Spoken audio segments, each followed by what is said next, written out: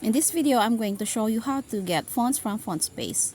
First, open the app. Click Style to choose different fonts.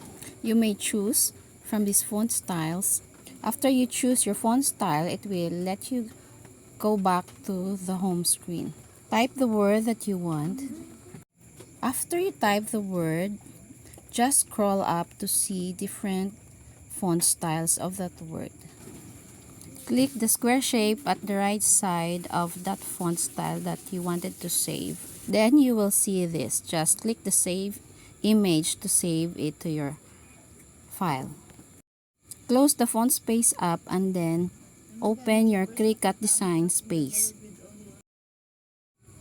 Close this window and then click the plus sign.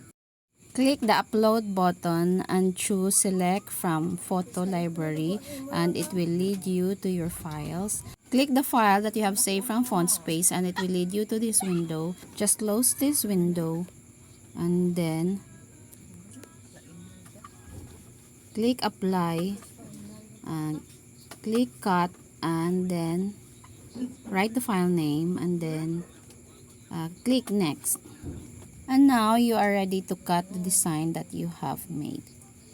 You can adjust the design and then if you want to know how to connect it to your Cricut Joy, you may visit one of my video on about the tutorial on how to cut the letters that you have made.